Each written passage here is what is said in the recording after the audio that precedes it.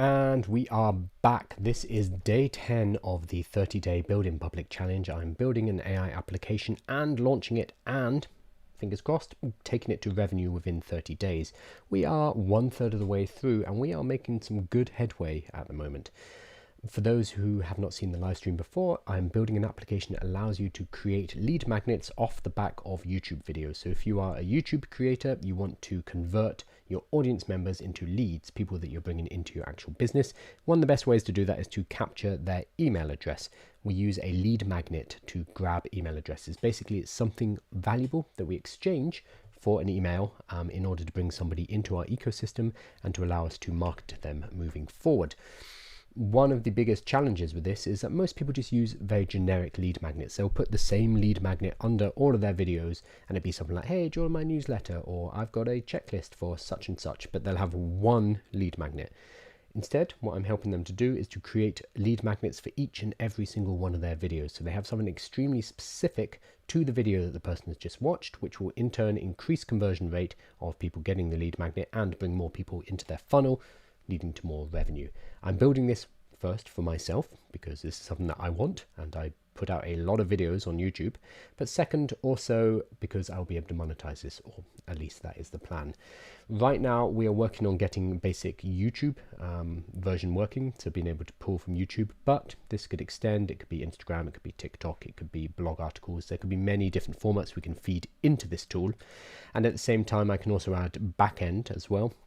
So allowing for landing pages to be generated directly in this tool and even for email capture as well. So we are building step by step by step.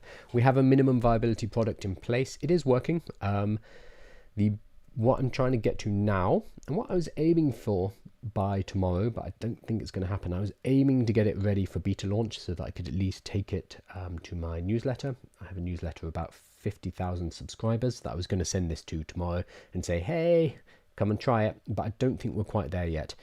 And I don't want to rush in because I want to make a good first impression. I also don't want to spend too long building and improving it based on what I think is good, because we need feedback from actual other people, because I'm clouded, I am biased, I am subjective.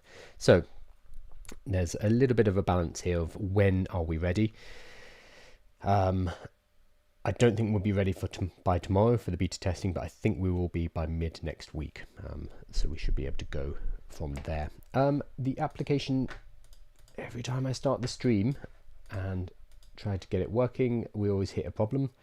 Let's see if we can avoid that today. So what I'm going to do is grab one of my videos. It needs to be one that's well, it can be one that's scheduled, not published yet. The problem is it doesn't pull in the thumbnail because the thumbnail is not available from the YouTube API. It's kind of a small thing, but let's try this one. So this one is published. So I take the shareable link, I plug it into my tool. Oh, okay. This is not an error. This is because I need to re-sign in. That is fine. I do need to make that more obvious to the user because otherwise they'll panic quite fairly, and that would be my fault because it is not clear. So the fact that I know that this is a problem doesn't help, because when I've got paying customers, they'll think, oh, it's trash, this isn't working. So your lead magnets are ready. So the video I put in was why your AI product will get copied and how to protect yourself. And it's created 3 lead magnet ideas. So the first one is an AI product development protection checklist. Second is a quiz or assessment for, is your AI product ready for market? Take the quiz. And the third is a PDF guide, the ultimate guide to building and protecting your AI product. Now notice a few things that we've added. We have credits. We added this yesterday, a credit system. We also have a cost for generating these particular lead magnets. So this is calculated based on how long it is.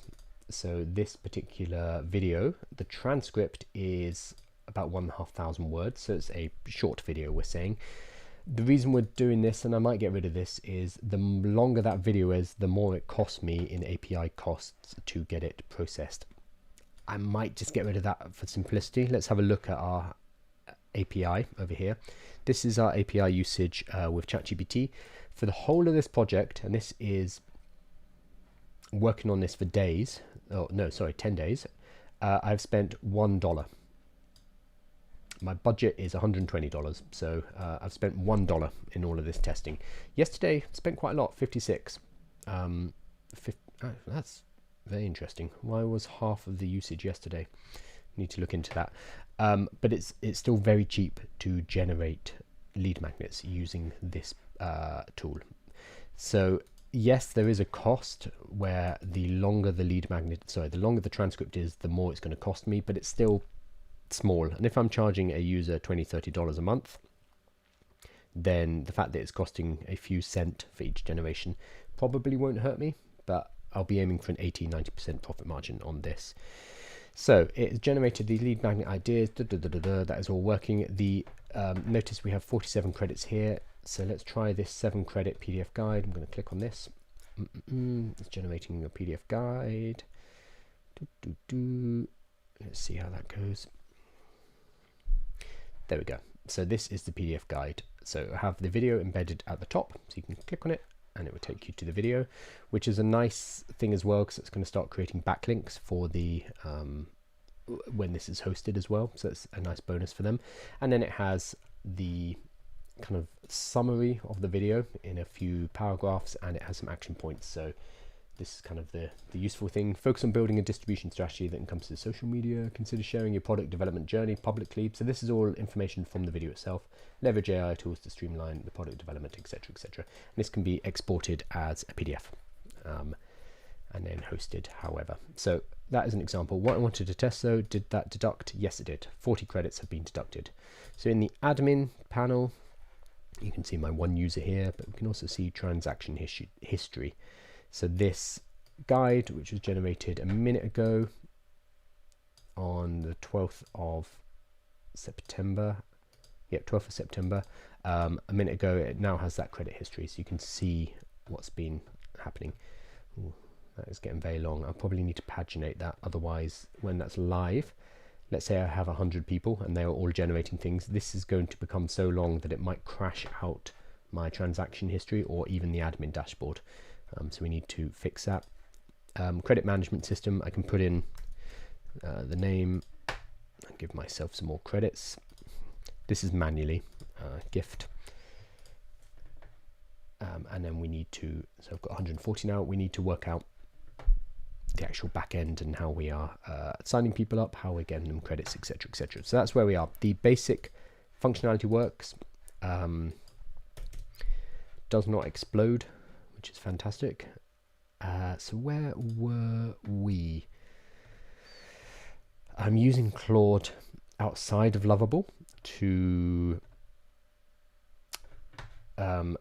do lots of my project planning, because it allows me to have more in-depth discussions. I'm actually in Sonnet, which I shouldn't be. I should be in Opus.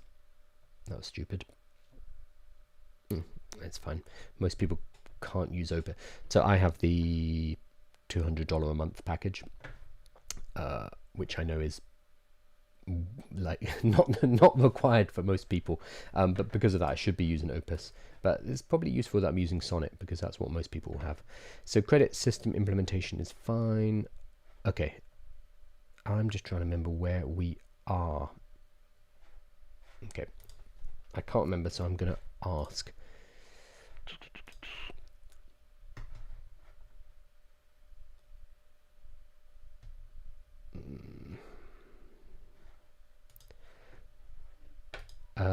There was no, I'm not going to ask because it's not going to be able to find it. Here we go. Step, no, what was it? Stage. I should have saved this in another. Oh no, phase. Phase is what I'm looking for. Next phase.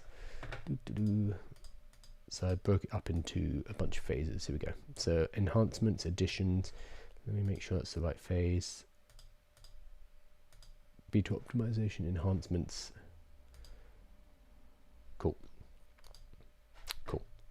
So user onboarding flow. So phase 3. Where are we? Where are we? Back at my plan. So beta feedback system.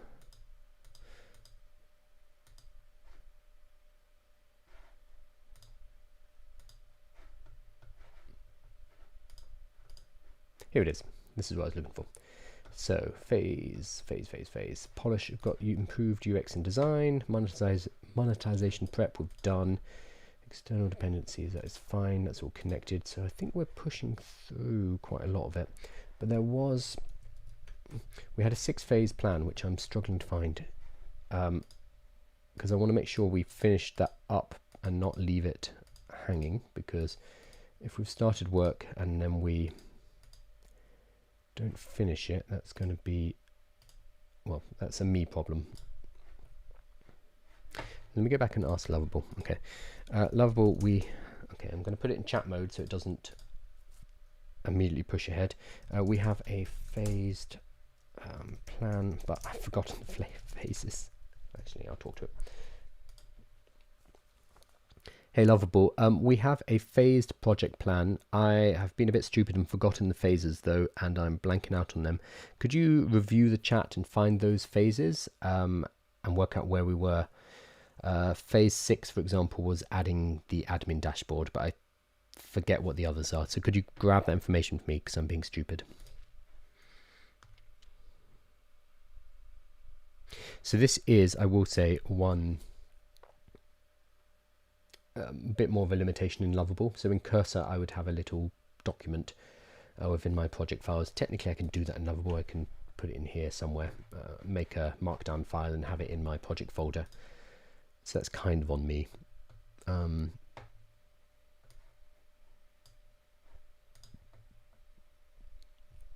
So I'm copying out a bit and I'm asking Lovable, where are we? Because I've totally forgotten. Here we go. Project phase reconstruction. User, yep, this is it. Database and data persistence. Admin dashboard recently completed.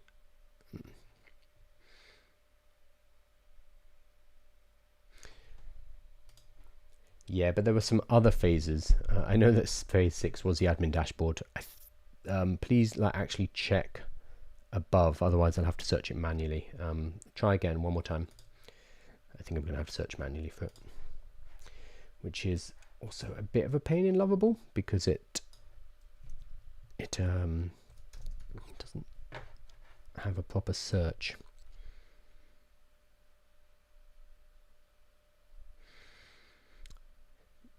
To be clear though, this is not a Lovable problem, this is a me problem. I've made a human error of forgetting where we are and what we're doing, and I haven't I have not kept a good record of it. Okay, this is all early stuff. Is there a search? Does anyone know? I wish...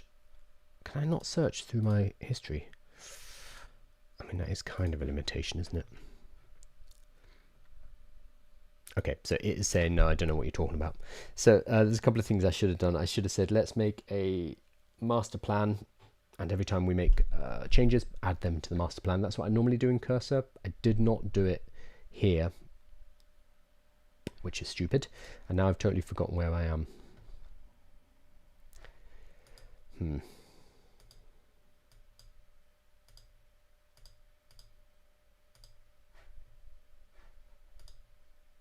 Phase 2 additions, beta feedback system. Okay, I mean, we're kind of okay. Strength plan. Oh, here it is. So here we go. No wonder I couldn't find it. Step 3, step 8. So here we go. User deduction integration we've done. So phase, we need a beta invitation system. We need a credit management system. We have the foundations of the dashboard. Subscription readiness. Okay, let's push ahead with all of this. And so that's why I couldn't find it. It was in a pasted artifact. Okay, found the plan. Here it is. Review this. Work out where we are / what's left. Okay, so this is a bit messy. Sorry, guys. Raslam says you don't have a credit problem. At the moment, I've got 182 credits left. So I've used 120 for this. 120? Yeah, 120 for this project so far. Actually, I've been doing some other projects on the side, so I've maybe used 150 for this project, and I have 400 total. I am paying for this at the moment. I do know Lovable though, and was visiting them. I visited them last week or 2 weeks ago, so I have lots of stickers and stuff like that. But I'm currently paying for my credits. If we get to a point where I'm doing this on a regular basis, I'll probably say to Lovell, hey, do you want to give me some free credits? Because it's kind of marketing for them.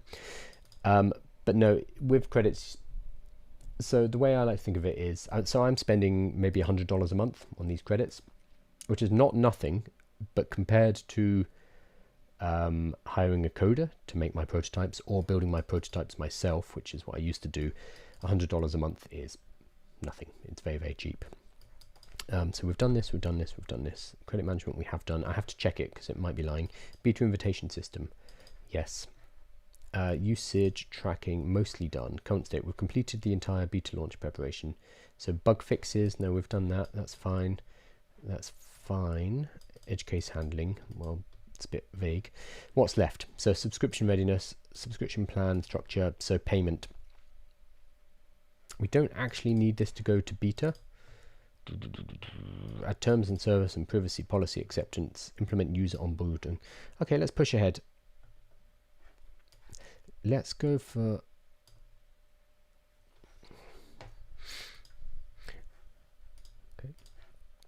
okay, Lovable, thank you for that.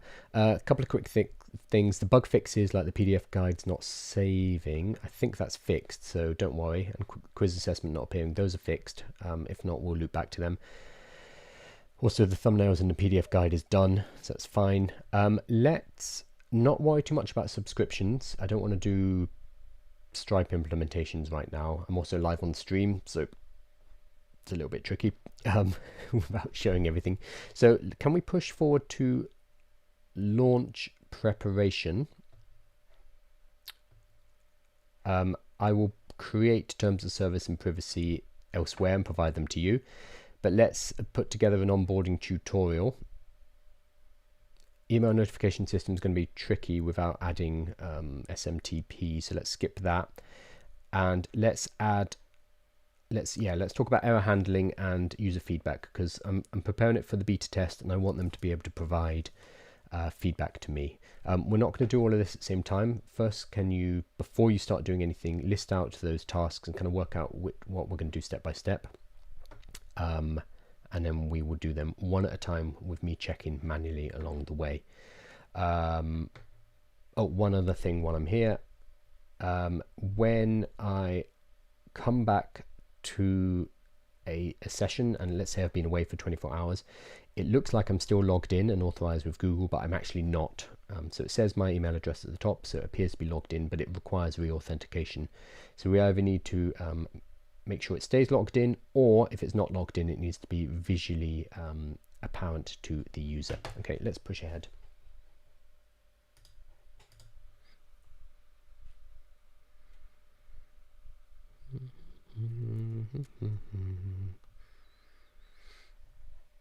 Okay.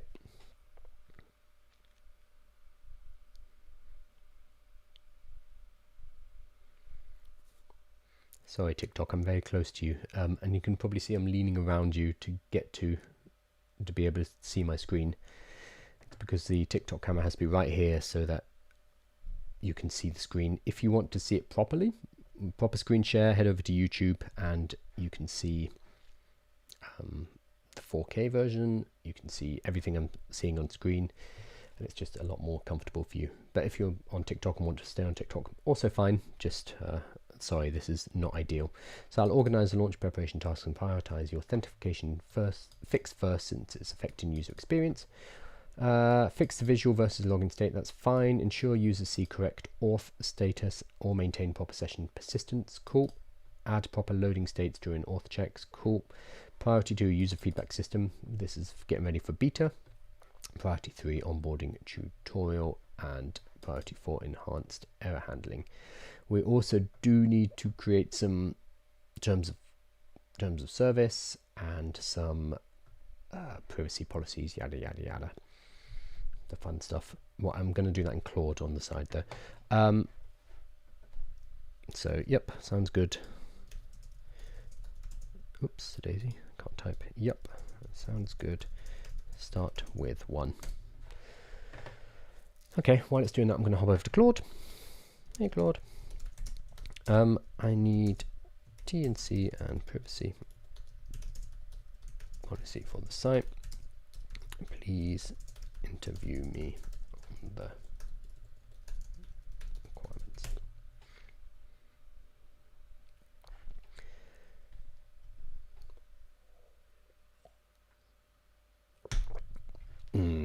Now this is annoying. So normally the way I would do this is talking to Claude. So the prompt I just put in is, hey Claude, I need terms and conditions and a privacy policy for the site. So it knows what site I'm building, so it has some context. Please interview me on the requirements. So basically what I'm doing is I'm putting Claude or ChatGPT, whatever AI you want to use, into a interview mode. And it's going to ask you a bunch of questions required to put together a terms and conditions and a privacy policy. However, normally I would use the phone app, so I could just talk to it and be lazy. But this means I'm going to actually have to type all this information out, which is going to be extremely boring, both for you on stream and for me as well. So I'll probably do this off stream, so I can just chat to my phone, so I can read through the questions and read out the answers, rather than me typing them in one by one. But that will help you get to a first draft of a legal document, something like terms and conditions, something like a privacy policy. There are also generators online that you can use if you're building a website. Literally, I think it's called terms and conditions generator. And they're fine, because termly.io, what's the one I use normally? It's probably just this one. Yeah, termsandconditiongenerator.com. Somebody grabbed that URL probably 20 years ago, and they've probably retired on that URL from.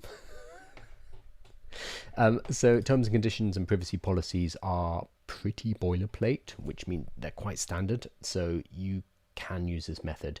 I know some people are like, oh, do I need to go to a lawyer? No, not yet. Maybe later, maybe once you're up and running, but don't let it get in the way of just starting. Get something basic in place. And you can update it later if you need to, and use this interview method because it's very similar to what will happen if you work with a solicitor or a lawyer anyway. They're going to run you through these questions, you're going to give them all the answers, and then they're going to word it in a way that is suitable. We can just kind of use AI to do this. I'm sure there's going to be a lawyer in my chat shouting at me in a moment, but for a prototype, for something that we're launching, it's fine. It really is fine. Also, some of you will be like, do I need to start a business? Do I need a limited liability corporation? Do I need a... Again, no. These things kind of matter only when you're successful, and most businesses, most products are not successful. So what I would say, again, not a lawyer, thank God, what I would say is start, see if you get any traction, see if people give a damn, and then if you get that kind of traction, then get all the stuff tightened up. You can register. I mean, here in the UK, I can set up a company. I think it's £14. Like, it's very, very easy. In America, it's pretty easy too. In some countries, I'm sorry to my German friends, but it's a lot more complicated. So you'll have to work out a way to do that.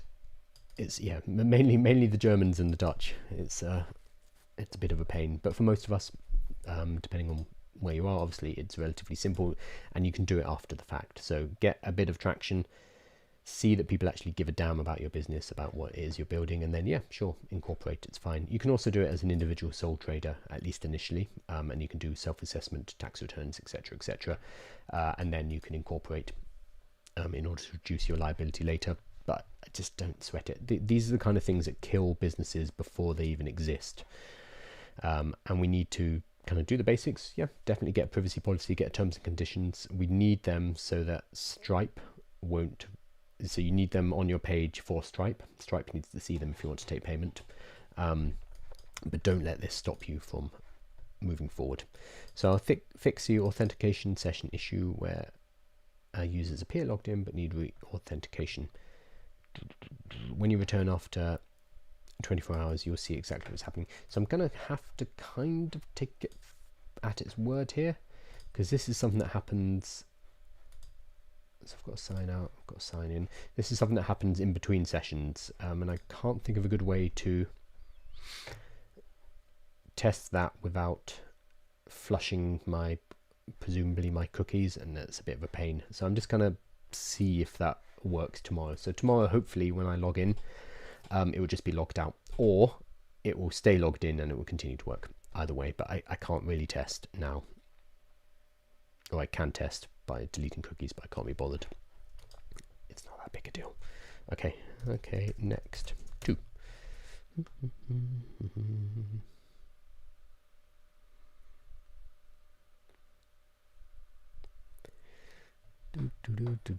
Okay, and again, I'm not a lawyer, so don't take any legal advice from me when I tell you not to incorporate. That's an opinion. It is not a, well, it's not a legal opinion either. But I think it's such an exciting time for entrepreneurs because of tools like Lovable, Bolt, Cursor, etc.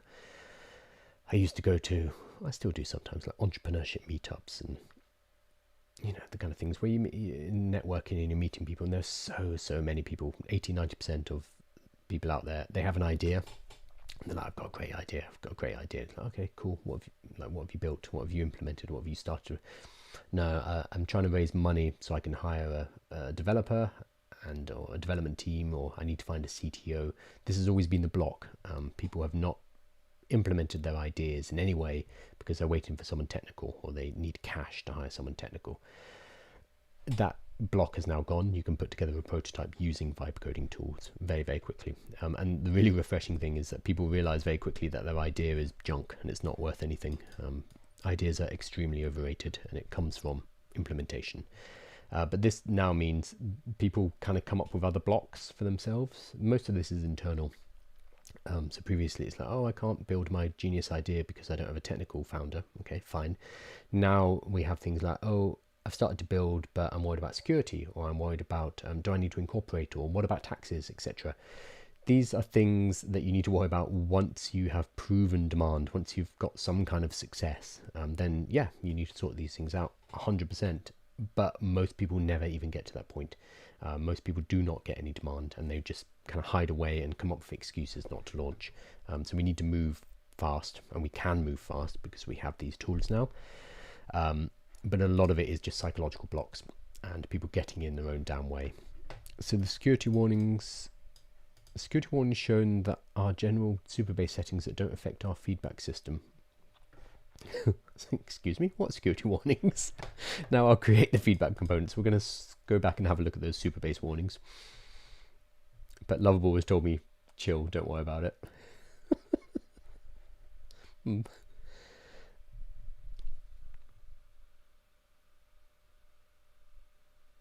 I want to create a website that lists garden products and lists the Amazon affiliate links there. Can I do it with Lovable? It's an SEO business, really. Do not do it with Lovable.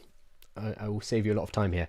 Don't do that with Lovable, because Lovable builds web apps. So these interactive applications, you do not need that for an SEO site. In fact, it's going to harm you. The reason is most web apps, things that are loading in JavaScript, for example, are client-side rendering. They are loaded up when the client accesses the website.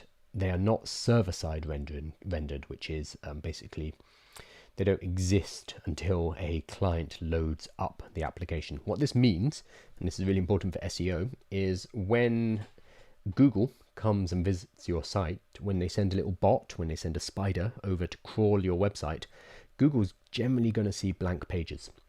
There are ways around that, but generally it's going to see blank pages instead of seeing the actual content.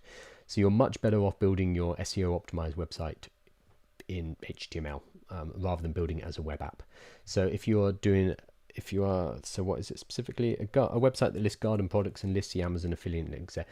Honestly, I would use Webflow. I would use WordPress maybe. Find a theme or a set of plugins that help you with affiliate sites, and it's just going to be much easier, and it's going to render for the Google spiders. Whereas if you build in Lovable, it's a web app, and that's not necessarily going to render. You can make static versions of the pages. You probably need to move to Vercel, and there are ways to do it, but it adds layers of complexity. So it's not really the right tool for the job. Lovable is really good at building web applications, but less useful for building websites, especially if you want SEO. So created complete user feedback system for beta testing. The system includes feedback collection, Floating beta feedback button for authenticated users. Quick feedback button in header. Nice, nice, nice. Admin management. A new feedback tab in admin. This is why I love vibe coding sometimes. Like, I didn't really kind of specify this. Like, I need a way to be able to read the feedback, but it's like, yeah, I got you. I worked it out.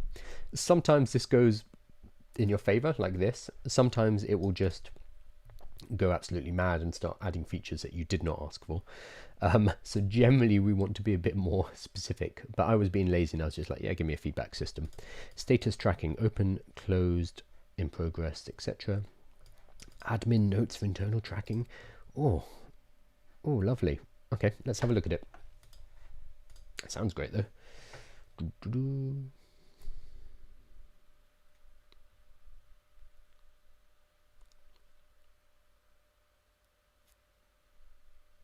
As a person who doesn't work at Lovable, what do you think is missing from Lovable? I don't work at Lovable, if that's what you mean, but so probably the big thing that's missing that they might be working on is adding backend functionality. So right now you can use Supabase and they have an integration with Supabase. Most of the vibe coding tools have that integration with Supabase, which has meant Supabase as a company has rocketed in the last year. They're doing really well. What Lovable and the other vibe coding apps will probably do, and I can't say much more, but they will probably add backend themselves. It might just be a white labeled Supabase, but that's fine. It still requires less kind of integration steps, because one problem I find when I'm helping people use Lovable for the first time, they'll plug in their prompt and to get the front end and it will look fine and they'll be like, oh, this looks cool, but the first thing Lovable will ask for is, hey, great, now let's connect to Supabase. And they're like, oh, what's Supabase? What the hell is that? And then they have to click up here and then it takes them to a site that looks like this, which for a lot of people is like, oh my god, I thought I didn't need to know anything about code, and then suddenly they're looking at Supabase and like, oh, I don't know what this is. And it's relatively simple. They just need to press a few buttons, but it's still a barrier for people who are already scared of coding. They're already scared of the technology and thinking, oh god, this is going to be too complicated. Being sent off to Supabase as one of the first steps is intimidating. So bringing that functionality inside of the vibe coding tool, whether it's Lovable, Bolt, whatever, is going to make things a lot easier. A lot easier. And then for people who want to, obviously they can do their own backend and their own database, that's fine. Right, let's have a look. So we've got a nice big feedback button, general feedback, bug report, improvement, feature request. Fine. Let's do improvement. It sucks. Your site sucks, and so do you. There we go. Submit feedback. Thank you for your feedback. We'll review it and get back to you. And then so I'll go into my admin panel. Okay, we've got a feedback tab here. So this is getting a bit busy for me. I think Lovable is just going to keep adding tabs here. It's fine. It's going to be a bit busy. So it sucks. Your site sucks, and so do you. Manage. So it says the user ID. So who told me I suck? When it was submitted, September the 12th, 11:04. That's correct. September 12th. Status open, in progress, resolved. So I can say resolved. This guy also sucks. So okay, update feedback, and that has now hopefully resolved. So all of my feedback will appear in here. I'll probably want to filter for the different statuses, so open, in progress, etc. And I want the open ones to appear by default. But otherwise, that is fine as a basic user feedback. I'll probably add a way for it to, unless it's done this, kind of pop up on the, let's go ahead and do a generation, because that's fine having it at the top, but I would also like it to be appearing elsewhere. So we'll go ahead and generate something. Oh, there's also a beta feedback at the bottom here, which is getting covered by that annoying edit with Lovable button, which I don't mind. I don't mind the Lovable button, but the problem is often Lovable will design sites and put something down there, which is then covered by the Lovable button, which is not ideal. So we're going to generate this lead magnet.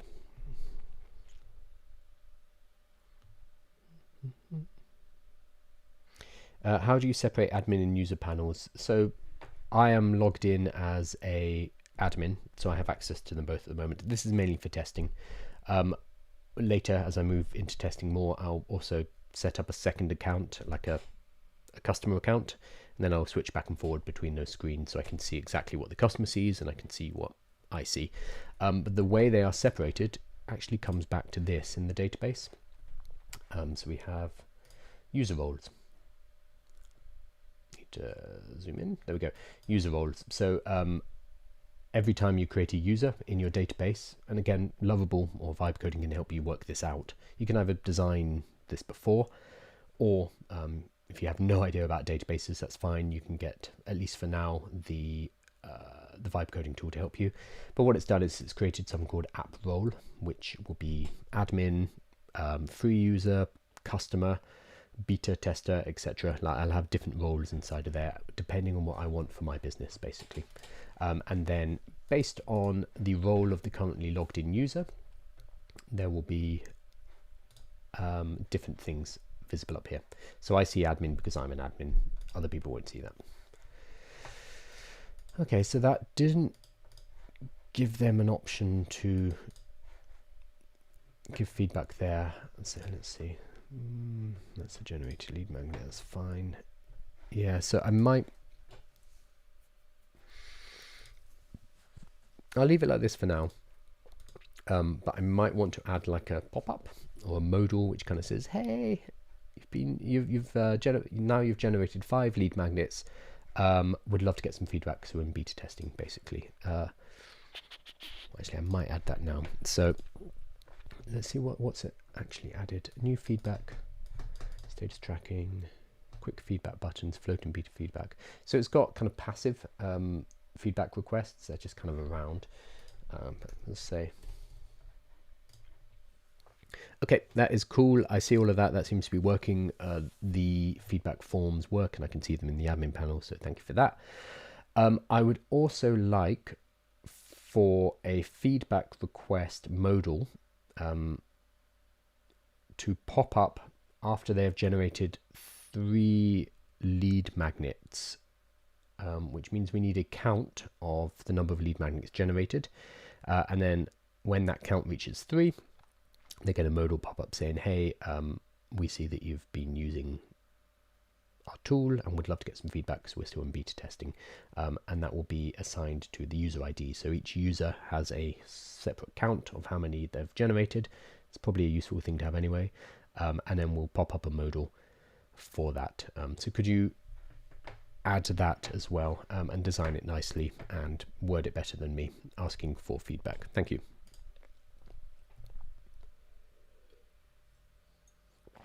So this one's going to be a bit more of a pain to test. So I might have to create a dummy account.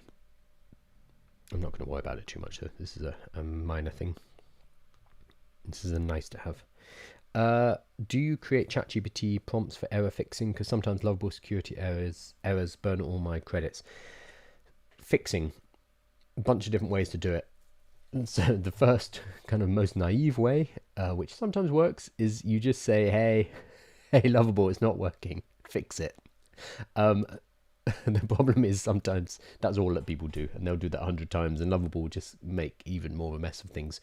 So the first thing I will do is I will get, if there's a very obvious error, I will go inspect, console, and then copy the error codes out of the console, send them over to Lovable and say, hey, this is what I'm seeing. These are the errors that are happening in the browser.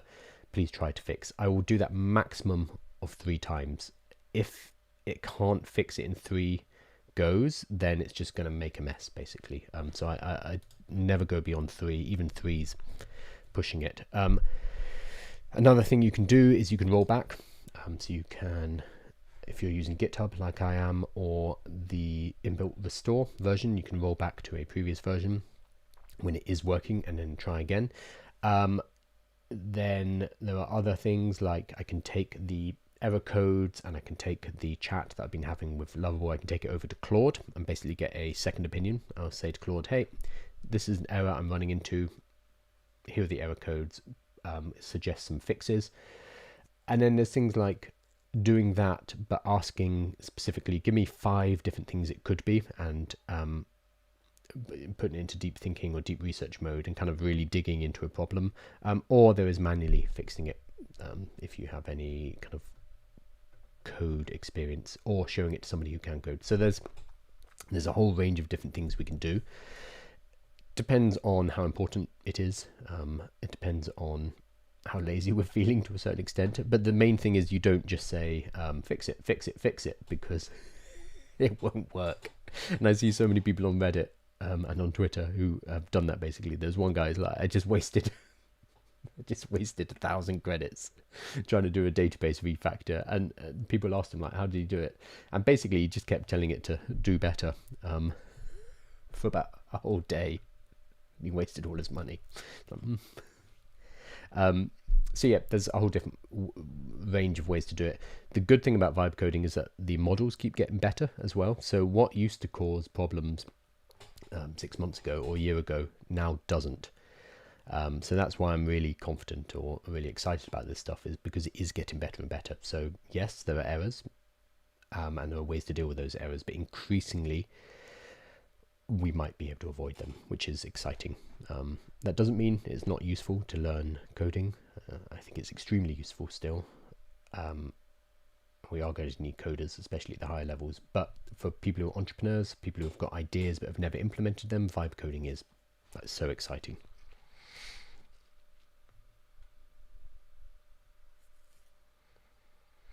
Usually I have errors with user login security, like on every app I make. So I'm using Google OAuth.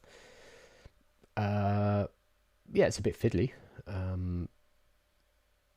But what I would say is, while you're testing it, and I always say this to people I work with, like, don't worry about user authentication and like initially. Make sure, like, build the tool first, just privately for yourself.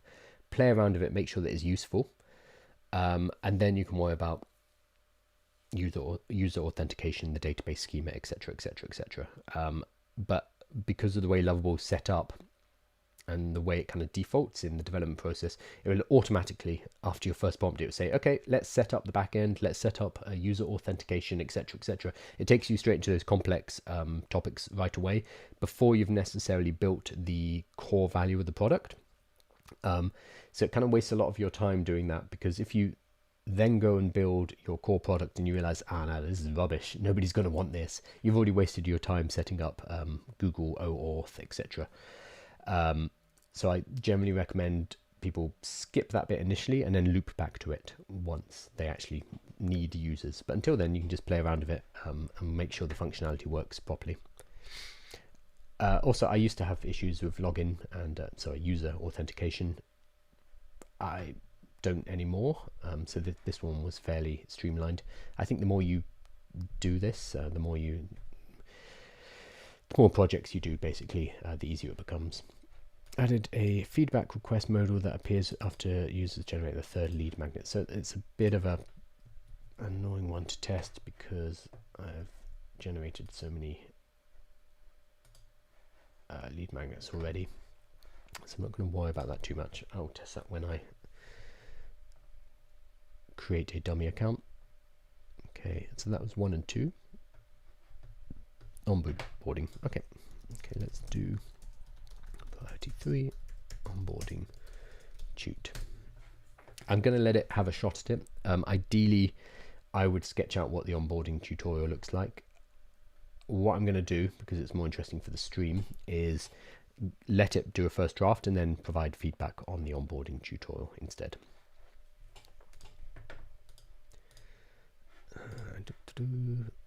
So this should be, yeah, it's only on new users. How are we doing? 45 minutes. Okay. We haven't run into any problems yet, which is nice.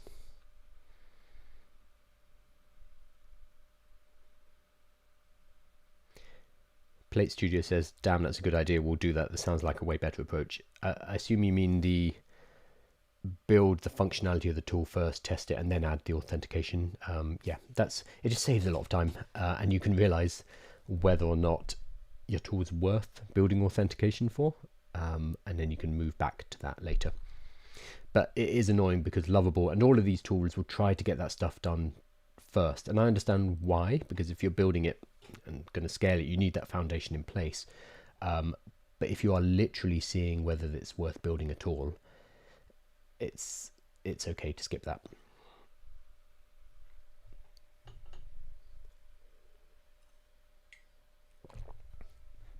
What's it doing? Okay. And I will finish on time today because I need to get to boxing, which is at 12:15. So I need to run. The other thing I was discussing with Claude was how we add in TikTok and, oh my god, what's it called? Instagram. TikTok and Instagram. Because I'd love to be able to flesh out away from just YouTube. It's probably something to do after the beta test. We want to make sure the basic idea works before we start adding complexity.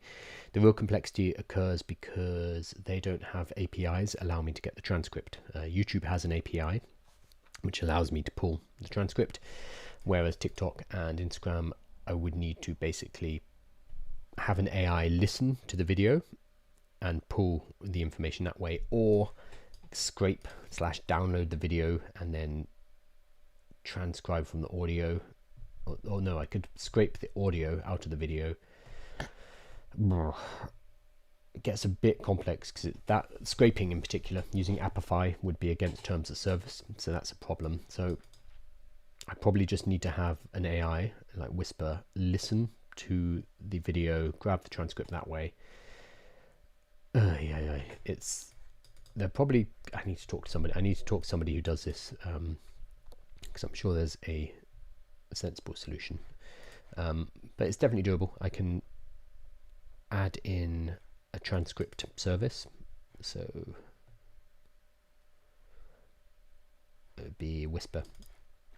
Yeah, we'll try, we can add Whisper, and that would allow me to add in the other ones. Create a comprehensive onboarding tutorial system that guides new users through the lead magnet generator of interactive step-by-step instructions, progress tracking, and intelligent UI element targeting. Okay, it sounds great. I'm not sure if I'm going to be able to test it, is the only problem. Because I'm not a new user. Maybe I make a... what's the best way to do this? Remove user.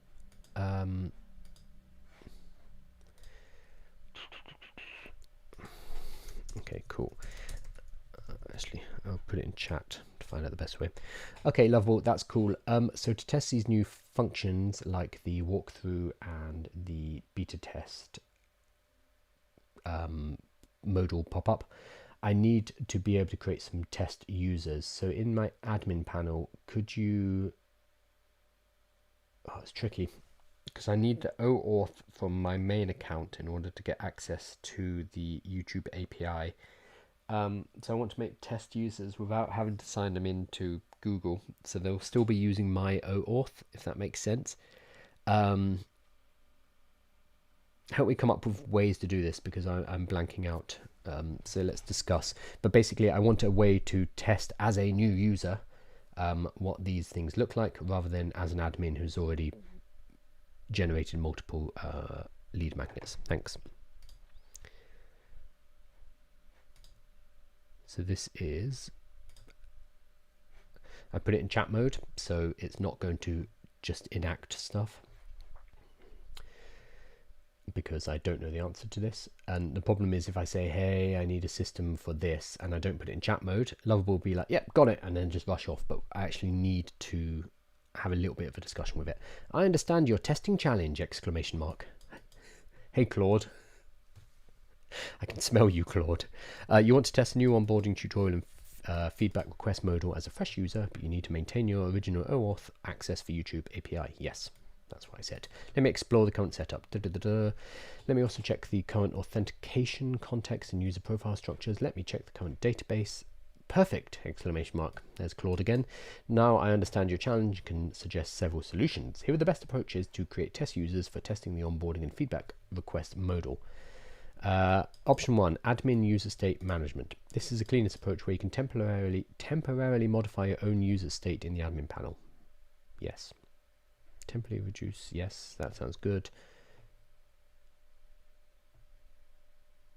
Yeah, blah blah blah blah blah. Wow. Whoa, it's come up with a load of them.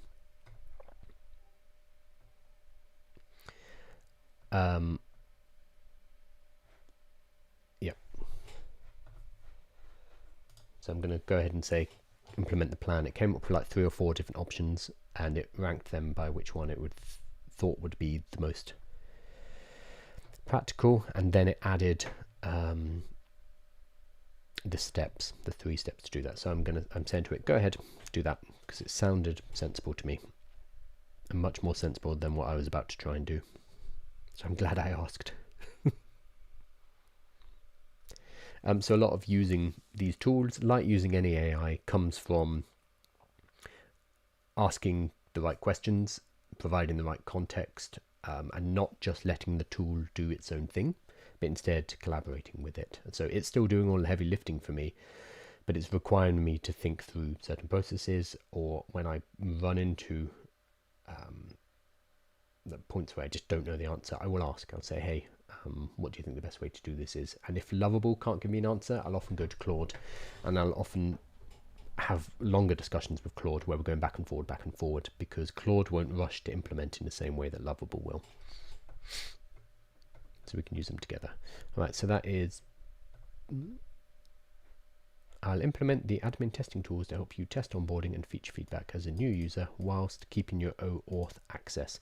So the reason I don't want to just sign up with a new email address, which I could do, is that, well, it'd have to be a Gmail account, which is fine. I have other Gmail accounts, but if I wanted multiple users, or I want to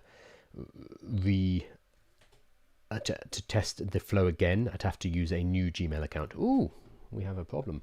I'd have to use a new Gmail account each time, and it starts to get a bit fiddly. So instead, I want a way in the back end just to toggle my current account to a new user, so I can test the functionality and then toggle it back.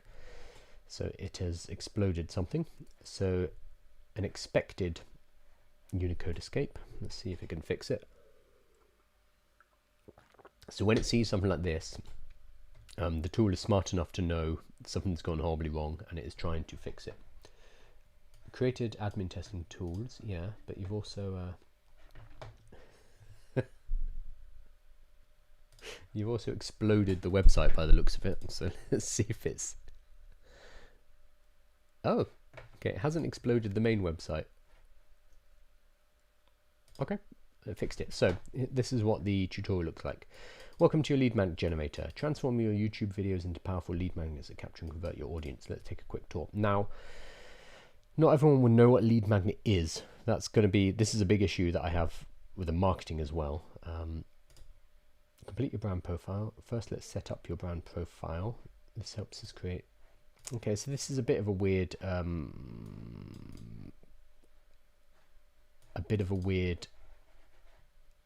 tutorial, because it's not actually letting me complete the brand profile, so I won't know where to do that. This helps us create personal lead magnets, so I might want this pop-up to actually include that information, or ideally it takes you to the screen. Anyway, add your YouTube video, paste any YouTube URL here. Where's here? Choose your lead magnet type, understanding credits, you start with 10 free credits. Okay, so the actual walkthrough is quite good. It just doesn't actually show me anything. Before I fix that though, so admin user, I don't see the way to make myself into a... Oh, okay. It's as simple as that? No, there should be a way to reset. Testing to new testing tools in my admin. Where's that? I don't see it. How are we for time? 5 minutes. I almost blew up the app. Oh, I have blown up the app. Okay, good. This is traditional. 5 minutes before before the stream ends, I crash everything. It almost feels like a subconscious desire to want to continue working on the app, which I want to do. I'm only doing 1 hour a day on purpose, but crashing it kind of gives me permission to go and fix it. The reason I'm doing it for 1 hour a day is to show that anyone can do this. Like, if you can carve out an hour a day, you can build a product within a month and get it out to market. Because I could spend the next 6 hours, the next 8 hours, like just doing this and probably finish it off, but I don't think that's very useful for the people who are watching the stream, the people who are watching this on YouTube later. It's more useful to see that in just an hour a day you can build this over time, and it's more about consistency than it is about, you know, just carving out a day and going hard on it, which would also be quite frustrating if you've never vibe coded before, because you will hit errors. You will definitely. I found the issue. There's a circular dependency problem. Confirmed. There's a circular dependency problem. So I'm having to peer over my phone here. Let me fix it. Yes, please. I'm not sure if it is.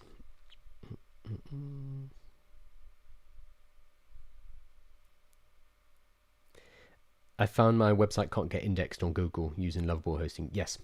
So we talked about this earlier. There was somebody asking if they should use Lovable for an SEO website, for an affiliate SEO website, and I said absolutely not. The reason is Lovable, it creates web apps, and web apps are not easily indexed because they tend to be client-side rendered, CSR, instead of server-side rendered, SSR.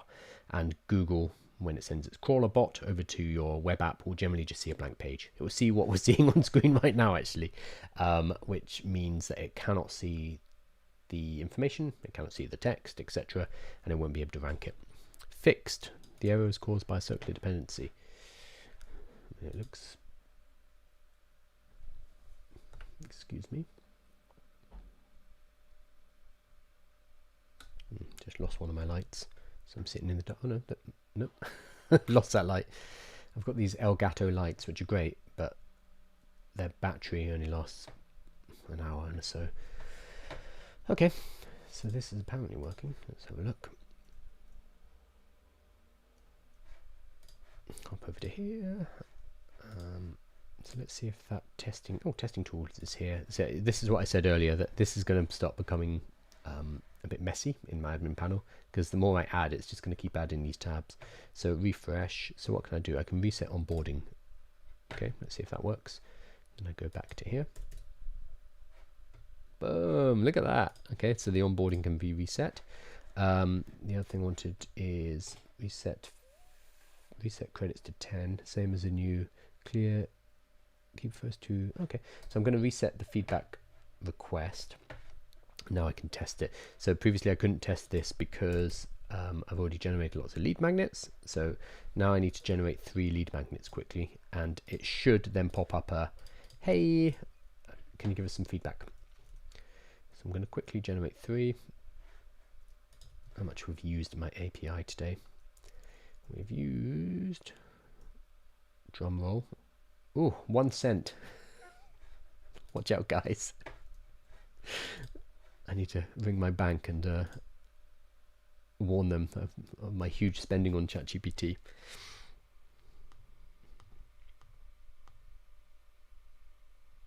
Oh, hey Davey, how are you doing? All right, so we're going to generate 3 lead magnets quickly. We're not going to worry too much about what they are. That's 1. Can I do it from the dashboard? Why didn't that save? Okay, we're going to worry about that later. Let's go ahead and generate again. And I'm not sure where it triggers, if it triggers on the first analysis or if it triggers on the actual generation of the lead magnet. So we need to check that as well. We should find out in a few seconds. But this is lead magnet 2. And then after the 3rd lead magnet, we should get a pop-up which says, hey, we see you've been working with our tool. Would you like to give some feedback? We're in beta testing, so it'll be really useful. So that is in addition to this beta feedback button up here and the beta feedback button, which is at the top of the screen. Also, when I send out beta invites, I will also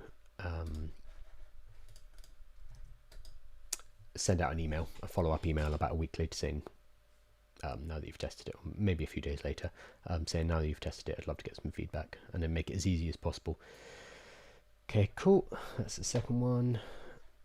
Let's go ahead and create this one and see if we get the pop-up and where we get the pop-up and how annoying it is, because pop-ups are by their very nature quite annoying. Oh, okay, so this is the third one. Not seeing the beta pop-up. Back to home. Okay, I would say that did not trigger. Why is that? Oh, simulate new user. Okay, that did not work. That is fine. That is something that I will need to test next time. Let's see if we can reset that onboarding at least. Yes, we can. Okay, we're at an hour, so we have to stop anyway. As I said, the promise is to only do this for 1 hour per day to show that this is very doable by anybody. If you want to build, you can, using tools like Lovable, Bolt, Replete, V0, Cursor. If you are a bit more technical, Cursor is great, but it's a steeper learning curve. And we're getting there. We are moving in the right direction. As I predicted, we're not quite ready for the beta launch. Probably middle of next week. I am going to resist from just plowing ahead and finishing this off and getting it out to beta testers. But we've got the basics of a beta collection system, so we can do reports, and those reports show up in here in the feedback, and we can manage them. We can set them to resolved, closed. What's the difference between closed and resolved? Okay, I'm not going to worry too much about that, and everything else is working. I've built some testing tools in here so that I can test what it's like for a new user. So for the onboarding flow, which we need to fix so that it actually takes them to the pages and helps them with the work. The feedback request, I have not managed to get it trigger yet, so we need to fix that. And then these ones are fine here. Cool. So pretty productive in the last hour. Should be able to launch hopefully middle of next week. See how it goes. I did want to launch tomorrow to the newsletter, but I don't think that's going to happen. And we will push on from here. Fantastic. Thank you guys for hopping on, and I will be back on Monday. And of course, there is a newsletter which is free, which has the daily AI news updates. That comes out every single day, every single morning. Link to my other live, which you might have seen just before this. And there's also a Saturday issue where I do a bit more of a deep dive into a topic. Haven't written that one yet, so that's happening this afternoon. Cool. Thank you, and have a fantastic time. Oh, totally forgot. All of this is available on YouTube, and it's now turning into quite a nice little playlist actually, because we are now 10 days in.